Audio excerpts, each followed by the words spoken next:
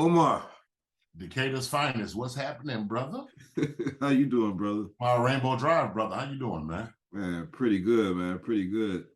Let's start there. Let's go back to early deck. I mean, you went to Avondale Performing Arts School. I mean, you didn't go to Southwestern Cab, greatest school in land, but you family. Y'all have the greatest reunion, I'll tell you that. I think you took me to one of them one year, didn't you? Yeah. But what was the prompt that got you to say, like, yo, I really think I could do something in this acting business and start going down that road? You know what? When I was in high school, I saw Rico Lee and I saw Dorian Missick, getting roles when I was when we were in high school. I saw Kelsey Scott. They were getting roles, and we were all in the same plays. And I was like, you know what? If they can do it, I think I can do it too. And just from there, that gave me the confidence because I saw my friends doing it. Yeah. I mean, like, the landscape has changed since the Joanna Mans and Drumline. Like now, I mean, there's so much content going out on streaming platforms that's films and new TV, and now TV series are like more like long movies now than they were more like episodic TV before. How have you been like adjusting to like the shift in the business, and how's that been for you? You know what? I tell you what, Jamal, I feel like that's the blessing, right? Being able to jump into a series, a limited series, something like 8 to 10 episodes, and telling a full story that doesn't have to just, doesn't have to be season after season after season. You can go in. I'm a theater actor. You know what I'm saying? I want to go in. I want to do my 3 or 4 months on stage and then go to the next show. So that's what I came from, and so when I look at how the streaming platforms are doing it now, even how the premiums are doing it, and even the basic cables, a lot of them, they're doing these, one-offs, just a limited series, even the American Horror Stories. It's not all the same character. It might be the same actors, but they're playing different characters every season. Yeah. And man, I think that's like, man, that's heaven to me. That's heaven. You don't have to sit in one thing and be the one thing. You can actually be the consummate actor. As you worked over these years, like, what I mean, I know, like, the game slows down for basketball players and everything else. Like, how have you felt like your skills have like just increased over? Your craft has increased over time. Is it easier to remember lines? Do you feel like you give more, you're able to give more expression, or like, is there anything that you could like, pick out from yourself as and the talent, like over the years I've been able to like be better at this? The thing about it, Jamal, is that I just continue to grow as a person. So any situation that a character could be put in, I've probably been in that situation. Now I know how to heighten it a little bit to make it entertaining to the audience.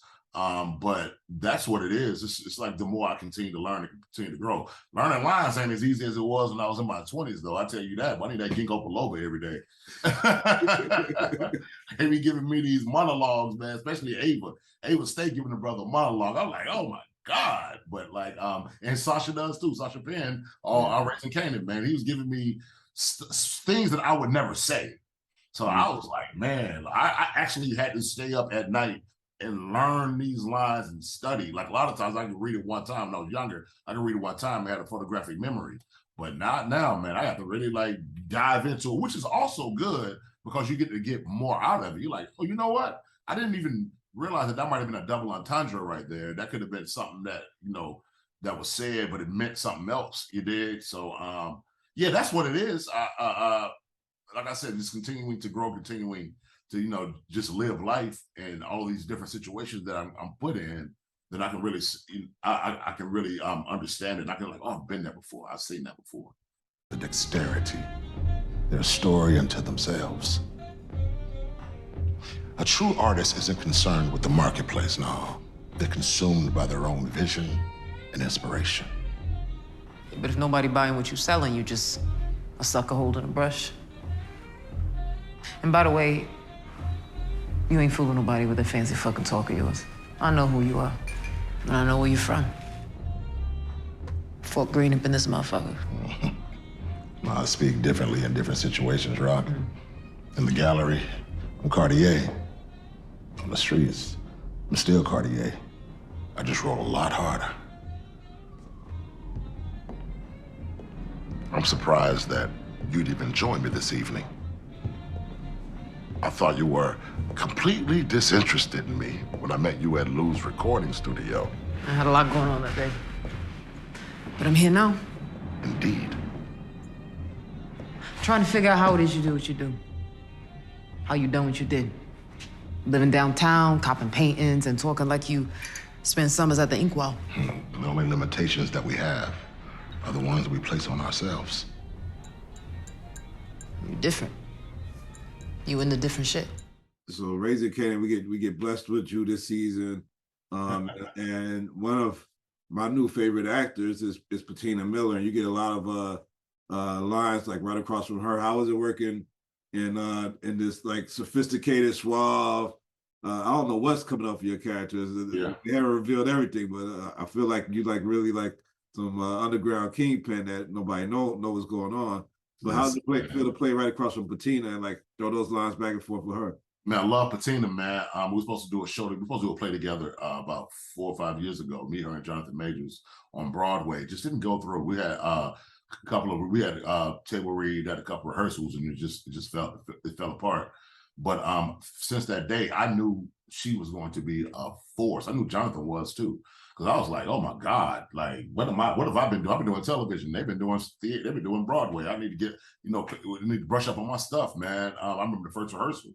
And I was like, I told Ruben Santiago Hudson, I was like, man, I ain't gonna let these young folk run me over. But no, man, I knew Patina was that.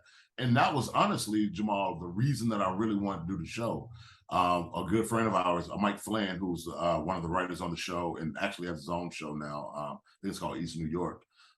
He was one of the producers of Raising Kanan. And he called me and was like, yo, your name has been bandied about for this new character. And I was like, well, does it work with Patina? He said he works directly with Patina. I was like, yo, I want to do it. So that was the impetus of me even wanting to be on the show, period, point blank. And then I got the pleasure to work with Malcolm May, and that young fella is a force, Yeah. Well, look, man, can't wait to see what else happens with this character. I know you got Viper and Water Boys and so much TV stuff coming up. You always stay working, brother. I always like I could just look left and right. I would see you something, you know what I'm saying? But don't forget that Halloween coming out and last season of Queen Sugar too, man. So we got all of that. Yeah, we getting it in, baby. You know how Decatur do. East Side, baby. You better know that. East Side. There we go. Yes, all right, Omar, man. Talk to you soon, brother. Talk to me for real, Jamal. All right. All right. All right, brother.